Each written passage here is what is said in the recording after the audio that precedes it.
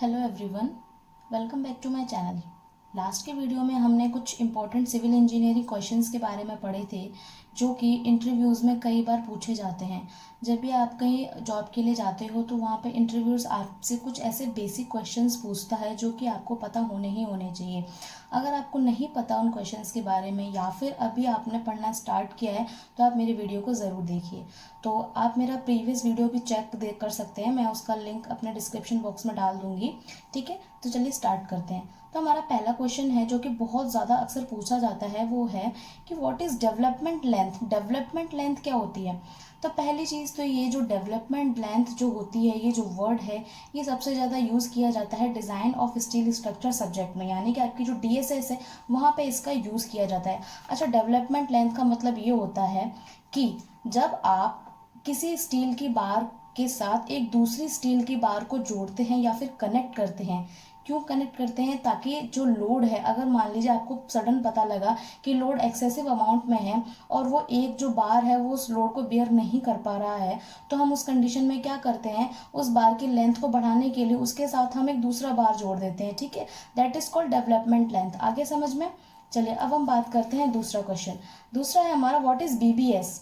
नाम से पता चल रहा है BBS मतलब होता है बार बेंडिंग स्केड्यूल। ठीक है, बार बेंडिंग स्केड्यूल का क्या यूज होता है? ठीक है, अब मान लीजिए आप कोई कंस्ट्रक्शन कर रहे हैं, आप जो कंस्ट्रक्शन कर रहे हैं वो चाहे छोटे लेवल पे कर रहे हो चाहे बड़े लेवल पे कर रहे हो, आपको कुछ कलेक्टेड डेटा रिक्वायरमेंट होता है। उस डेटा रिक्वायरमेंट जो होता है आपको, उसके अंदर आपको क्या क्या चीज़ें चाहिए होती हैं, क्या क्या आपका स्ट्रक्चर का साइज है, क्या टाइप है। ठीक है, आप उसके अंदर जो फैब्रिकेशन कर रहे हैं उसका क्या मेथड आपने यूज़ किया है, क्या आपने सिस्टम्स यूज़ करे गए हैं, कौन कौन से फॉर्मूले यूज़ करे गए हैं, या फिर एक आप उसको शॉर्ट टर्म में अगर आप उसको बोलो तो उसका जितना भी लेखा जोखा है, जितने भी कैलकुलेशंस होती हैं, आप उसको जिसमें तैयार करते हो, दैट इज कॉल्ड BBS, यानी कि बार बेंडिंग स्केड्यूल। थर्ड क्वेश्चन है हमारा व्हाट इज पर्कुलेशन। ठीक है, पर्कुलेशन ये एक टर्म है, इसको वाटर रिसोर्स इंजीनियरिंग के अंदर आगे पढ़ेंगे। ठीक है, अभी हम देख लेते हैं पर्कुलेशन होता क्या है। अच्छा, पर्कुलेशन का मतलब होता है कि जब पानी यानी कोई सा भी लिक्विड है अगर किसी रास्ते से फ्लो कर रहा है, यानी उसका जो पैसेज है जिसके थ्रू पानी बह रहा है, ठीक है, वो जो पैसेज होता है या फिर उसकी जो पानी के बहने की जो टेंडेंसी होती है, ठीक है, जो प्रवृत्ति होती है, यानी कि सिंपल लैंग्वेज में बोले तो percolation is a process of liquid slowly passing through a filter is called percolation. यानी कि किसी फिल्टर से अगर आप वाटर को पास कर रहे हो तो वो क्या कर रहा है, स्लोली पास हो रहा है। ठीक है, उसका ये जो प्रोसेस है दैट इज कॉल्ड पर्कुलेशन। हो गया। Next is what is seepage. अच्छा, सीपेज क्या होता है? सीपेज भी हम वाटर रिसोर्स इंजीनियरिंग के अंदर पढ़ते हैं। तो सीपेज का मतलब होता है percolation of water through soil.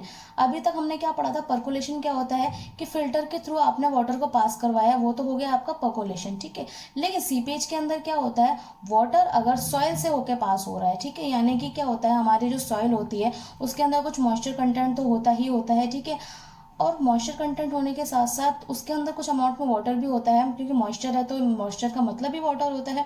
तो वो जो वाटर सॉइल से जो फ्लो करता है, ठीक है, सॉइल के थ्रू जो वाटर बह रहा है, ठीक है, दैट इज कॉल्ड सीपेज। एक रास्ता बनाता है वो, उस रास्ते के थ्रू वो क्या होता है, पानी बहता है।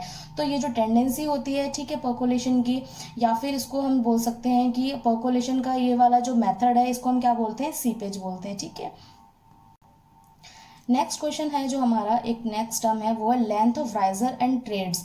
राइजर और ट्रेड्स क्या होते हैं? राइजर और ट्रेड्स जो होते हैं वो बेसिकली यूज़ किए जाते हैं जब आप सीढ़ियाँ बनाते हैं, ठीक है, स्टेयर केस कंस्ट्रक्ट करते हैं, उस कंडीशन में राइजर का और ट्रेड का यूज़ किया जाता है। ठीक है, अब जो राइजर की जो लेंथ होती है वो कितनी रखी जाती है, उसका जो रेंज होता है वो 150 mm से लेकर 200 mm तक होता है। ठीक है, और जो ट्रेड होता है उसका जो लेंथ होता है वो होता है 250 mm से 300 mm तक होता है। ठीक है, बहुत ही इंपॉर्टेंट क्वेश्चन है, बहुत ही ज़्यादा पूछा जाने वाला क्वेश्चन है। चाहे आप कॉलेजेस के अंदर वाइवा दें या फिर आप किसी भी कंपनी इंटरव्यू में जाएं, या फिर बहुत ही बेसिक सा क्वेश्चन है, आप किसी भी जॉब के लिए अगर आप अप्लाई कर रहे हो तो हर सिविल इंजीनियर को ये चीज़ पता होना बहुत ज़रूरी है कि राइजर और ट्रेड का लेंथ कितना रखा जाता है। तो राइजर का रखा जाता है 150 mm से लेकर 200 mm, और ट्रेड का रखा जाता है 250 mm से लेकर 300 mm तक। ओके, नेक्स्ट क्वेश्चन है why do we provide cover on RCC structures, हम आरसीसी स्ट्रक्चर पे कवर क्यों प्रोवाइड करते हैं? आप लोगों ने देखा होगा जितने भी आरसीसी स्ट्रक्चर्स होते हैं